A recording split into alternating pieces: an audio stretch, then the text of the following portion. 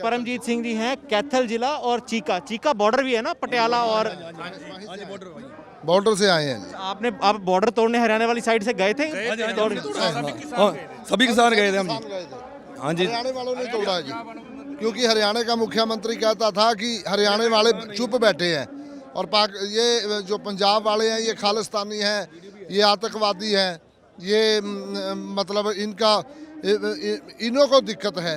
लेकिन ऐसे है, सारे लोगों को दिक्कत है। भारत की सरकार मोदी जी से रिक्वेस्ट है कि वो इस बात को समझे और समझ करके इसके ऊपर किसान जो नेताओं के साथ बातचीत करके इसका हल जल्दी से जल्दी निकाले। ऐसे बोलते हैं, बड़ा दुख होता है। और मैं इस पार्टी का गांव पे एजेंट था, भारतीय जनता पार्टी का। अभी इलेक्शन हुए हैं, उसके BLO के हम एजेंट थे, वहाँ हम वोट डलवा रहे थे। ये क्या कोशिश है प्रधानमंत्री महोदय की कि उनके नेताओं को खुली छूट दे रखी है कि ज़बान से जो चाहे वो बोल सकते हैं। खट्टर साहब बोलते हैं, विज साहब बोलते हैं, वो हमारे हरियाणा के मुख्यमंत्री हैं। दूसरी बार उनको सिंहासन पे बिठाया है और इसीलिए बिठाया है कि वो किसान का अपमान करें, मजदूर का। सबको दिक्कत है।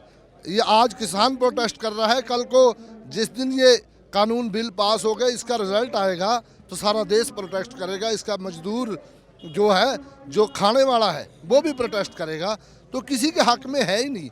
जब किसान को ये बिल चाहिए ही नहीं तो सरकार क्यों थोपना चाहती है? सरकार से रिक्वेस्ट है कि इसको वापस ले। पहले भी अगर कोई बिल पे विरोध हुआ है तो वो वापस आए हैं। अब 9 दिन हो गए किसान यहाँ बैठे हैं और फोर्स का डर दिखा करके मोदी साहब इसको दबाना चाहते हैं। ये बात कतई भी किसान को मंजूर नहीं है। किसान ये मत समझे भारत सरकार कि उन्होंने किसी मुलाजिम पे डंडे लगाए होंगे, किसी यूनियन पे डंडे लगाए होंगे। किसानों पर डंडे बरसाने की कोशिश करे भी ना, शांति से हम बैठे हैं, वो अपना यूनियन के साथ वार्ता करके जो भी है इसका हल निकालें।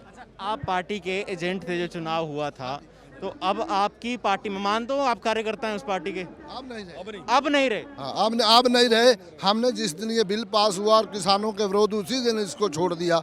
हम उस वक्त थे कि चलो ये प्रधानमंत्री अच्छी बात करता है, मन की बात करता है। हमारे को क्या पता कि मन में कुछ और है और बगल में छुरी से भी काम करता है।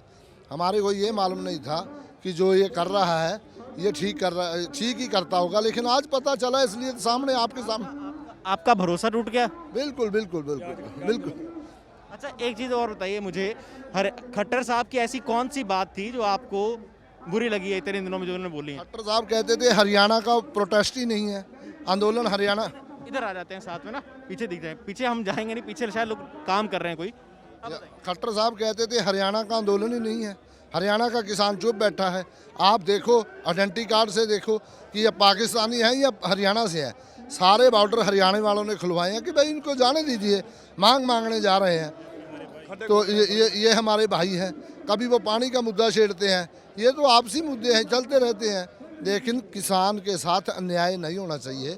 हमें रिक्वेस्ट है कि अपना नुकसान ना करे भारतीय जनता पार्टी, वो किसान की बात को सुने।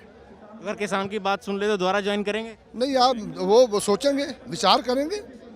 हम अपने पब्लिक से, अपने लोगों से जो गांव तक, जिस लेवल तक काम है वहाँ तक विचार करेंगे। उसके बाद आप तो पार्टी के रहे हैं, मतलब ऐसा पार्टी में भी वो समझा नहीं पाई क्या सरकार? आपको लगता है कि बिल ठीक है और सरकार समझा नहीं पाई या बिल ही गलत है? किसान सब समझता है।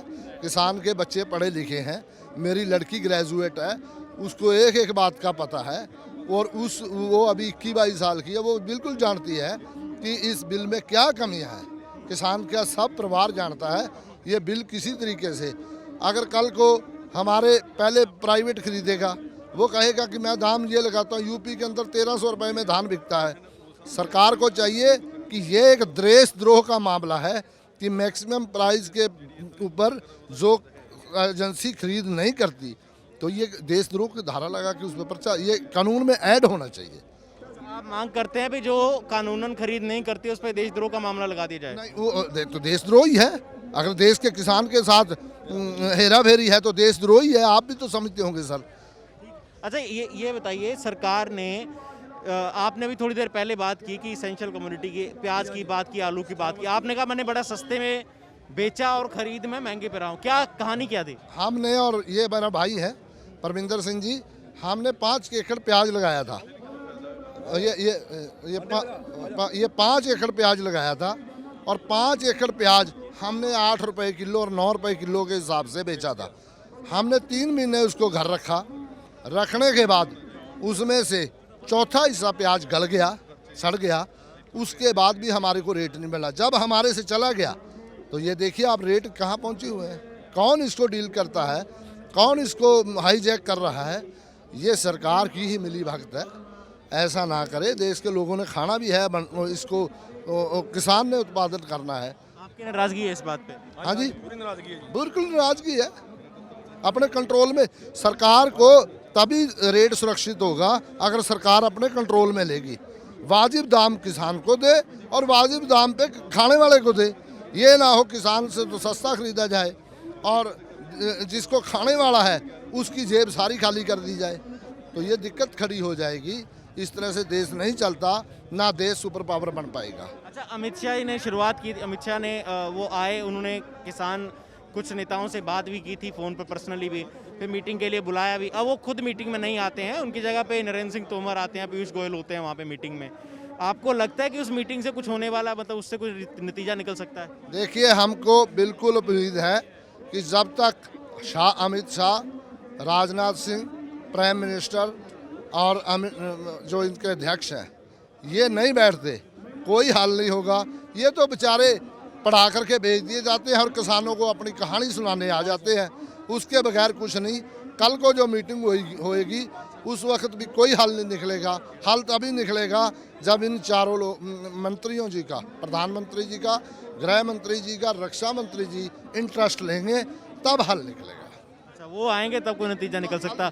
आप भी खेती करते हैं, खेती करते हैं, क्या आपको क्या लगता है कृषि कानूनों से आपका क्या नुकसान होने वाला है? नुकसान तो होने वाला है, एक तो एमएसपी नहीं, एमएसपी को रिटर्न में दें, ठीक नहीं, और जो ये दोनों बिल हैं, एक वो अपना कॉन्ट्रैक्ट फार्मिंग वाला, वो भी धोखे में रखेगा उसको भी, वो भी सही नहीं है। वो 2 साल तो रेट देंगे, बाद में रेट नहीं देंगे।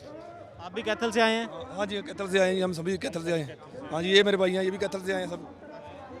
एक चीज़ और थी, पंजाब में तो होता था ना कि एग्रीकल्चर वाली जो मंडियां हैं उनसे जो टैक्स आता था, उस टैक्स से लिंक रोड बनाए जाते थे। हरियाणा में तो मेरे ख्याल ऐसी यही व्यवस्था है। ऐसे है जी, वहाँ 2300 करोड़ मिलता था, यहाँ पे हमारे 1700 करोड़ का है बजट। क्या लगता है आपको भी अगर ये वाला कानून आ गया तो? विकास होता है जी, उससे भी विकास ठप हो जाएगा। एमएलए को ग्रांट भी उसी से मिलती है, सब ग्रांट से उसको, वहाँ को किसी लिंक रोड बनते हैं, गांव की सड़कें बनती हैं, टाकी लगती है, तो वो सारा विकास बंद हो जाएगा। पराली फूकने पे 1 करोड़ का जुर्माना, 5 साल की सजा वाला प्रावधान था। ऐसे है जी, हमने वो तो हमने सब जी, हमने समाधान निकाल लिया है। हम सब किसान, ये हमारे गांव के ही हैं, सारों से पूछो। हाँ, हमने सुपर सीडर से बिजाई की है। 1 करोड़ का जुर्माना लगाना भी नाजायज है। क्या किसान के पास 1 करोड़ की ज़मीन है? हमारा औसतन एवरेज जो हमारी एग्रीकल्चर यूनिवर्सिटीज़ और उसके डॉक्टर कहते हैं कि 2.5 एकड़ एवरेज आती है एक किसान की, औसतन एवरेज। क्या उसकी 2.5 एकड़ 1 करोड़ रुपए की ज़मीन है? सरकार को सोचना चाहिए, अपना पूरा फोकस करना चाहिए। ये ना बात हो कि अपने अफसरों की रटी रटाई बात किसान के आगे रखने का काम करे।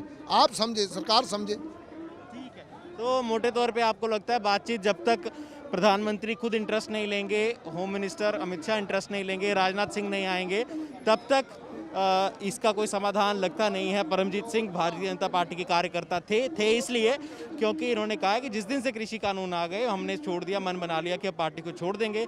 खट्टर साहब से नाराज़ है और यहाँ पर इनके साथ कैथल से बहुत सारे और लोग मौजूद है, बहुत सारे किसान यहाँ पर आए हैं। जो भी अपडेट होगी मैं और मेरे साथी जेरी लगातार आप तक पहुँचाते रहेंगे। आप देखते रहिए द ललन टॉक।